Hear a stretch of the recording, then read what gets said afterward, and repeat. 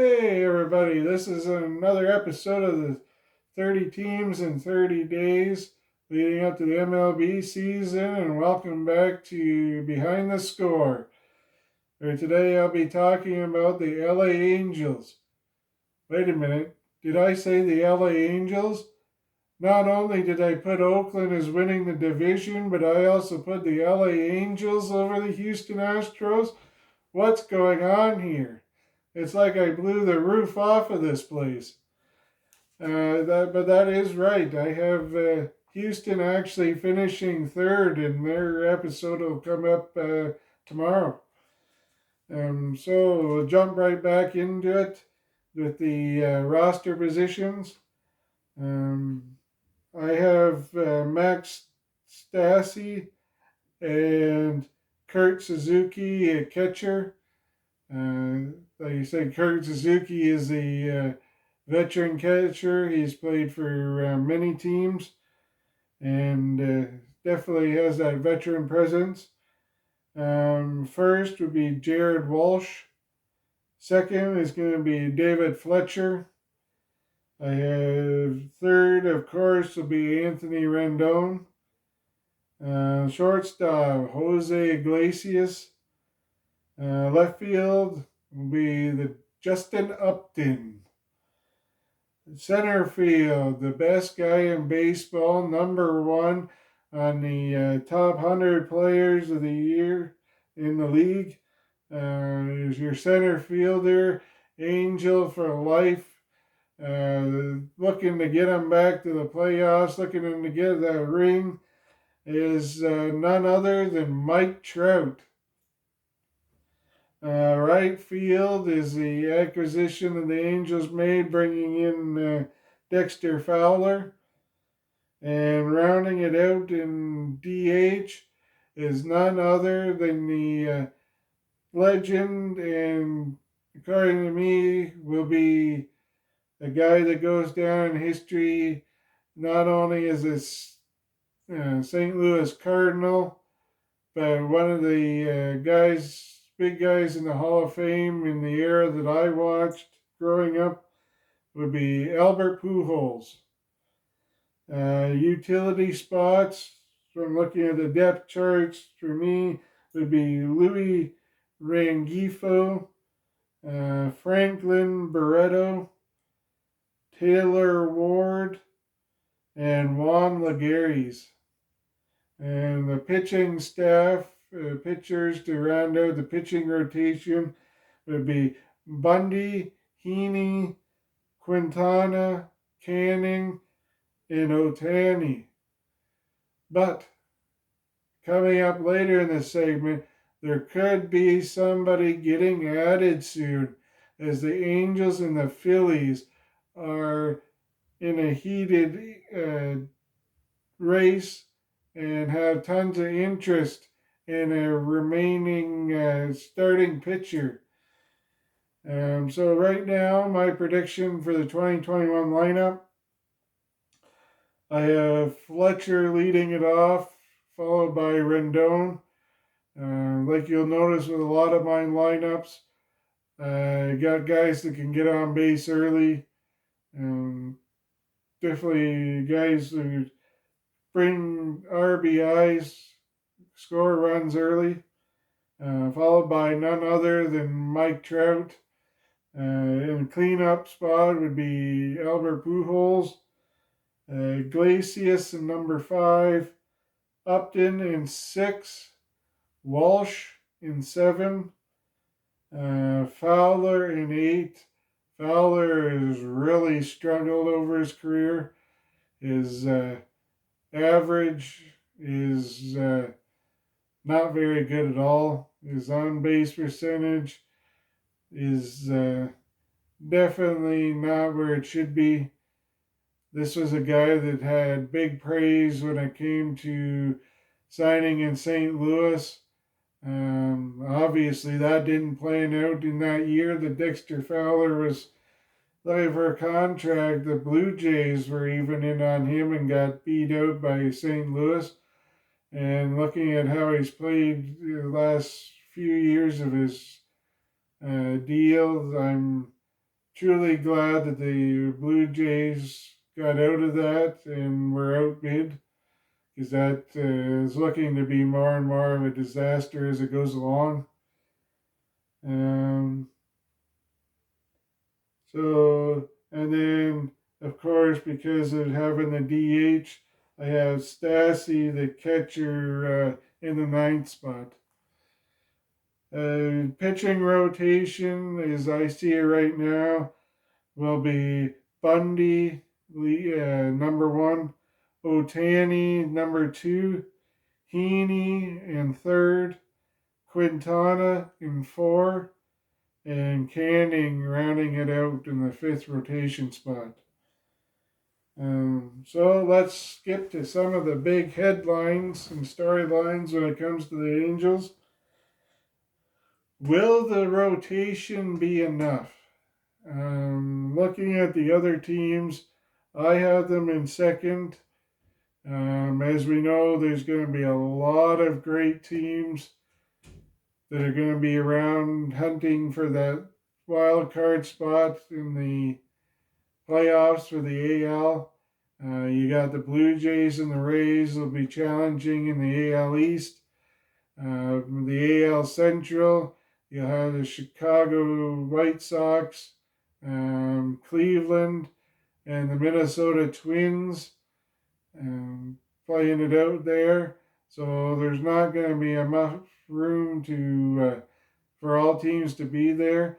And where it stands right now, I don't know if this rotation is going to be enough to get them over that hump.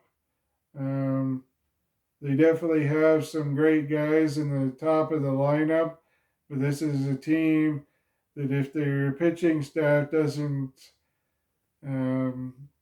help them out, they are going to be having to score some big runs in a big way.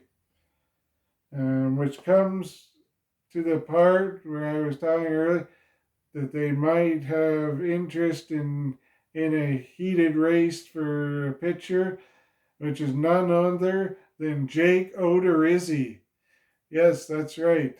The Angels and the Phillies right now seem to be the top contenders for Jake Odorizzi's services. So it'd be interesting. The Angels really could use another top of the top half rotation starter. I think that would definitely put them in the conversation to challenge and keep them ahead of Houston and even challenge for the top spot with Oakland. So it'd be interesting to see if they win out there. So yeah. Next one would be, what will Pujols look like? It was kind of funny. I was seeing an article they were talking about Pujols' wife putting out a post on Instagram. People thought she was talking about it being the last year of his career that he was going to be playing. In fact, she meant that it was the last year of his 10-year contract. So a bit of excitement there. It was quick-lived, but yeah, he said he was going to take his time. Decision will come after the season.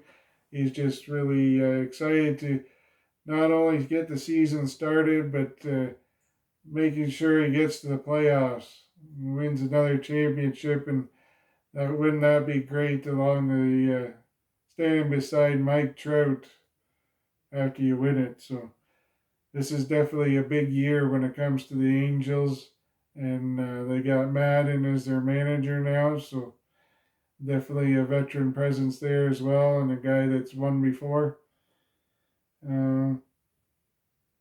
How will the outfield fare around Trout? We got Justin Upton. It's definitely in the later stages of his career. Like you said, Dexter Fowler, nobody really knows what's going to come there. It's been disastrous up till now, but we'll have to see how that plays out. So I definitely think if there's going to be any problems, it'll probably be right field. So see what happens there. So we'll get to the end of the segment for the players to watch. We got Brandon Marsh, outfielder. He's the number one prospect. Seeing they got Dexter Fowler. Not sure where that puts him, but whether he gets some more playing time down minors, probably even AAA. But if it doesn't work out with Dexter Fowler and they don't get somebody internally, we might be able to see him come up and get some playing time there. Reed Petmers, he's a left-handed pitcher. He's a number 2 prospect for the team. Like I said, depending on how this rotation plays out, he could maybe get some time in the bullpen or get a few spot starts or something somewhere, depending on how the team fares with their pitching and how conditioned they are for the longer season this year. We have Jordan Adams, who's also an outfielder, number 3 prospect. And again, depending on what happens with Dexter Fowler, there's going to be guys that are definitely going to be looking and playing hard to step up in that role should he falter. Jeremiah Jackson, he's a shortstop and second baseman, number 4 on the prospects. Fletcher and Iglesias, I see a lot of that just playing out how it is, but yeah, you never know what might happen when rosters expand a bit or whatever. You could see some of the young guys fitting into for days off and stuff, so be interesting to see how that plays out. And Kieran Paris, he's also a shortstop, number 5 prospect. So definitely another middle infielder. I don't know whether the spots will be there, but it'll be interesting to see how their careers get started and develop. So again, thank you for tuning in. I hope you enjoyed this episode of 30 teams in 30 days. I'm definitely getting excited for the baseball season. It's my favorite sport, and can't wait for it to get started. I actually took the 4 days off before Good Friday, so I'm off for opening day, and that's going to be my day full of baseball. Hoping to maybe do a live while watching the game or getting a podcast or something around that time as well. So just so everybody can enjoy the game and enjoy a time with other people. So, all right, well, have a good day and hope you enjoy the episode and looking forward to talking about the Houston Astros tomorrow. Have a good one.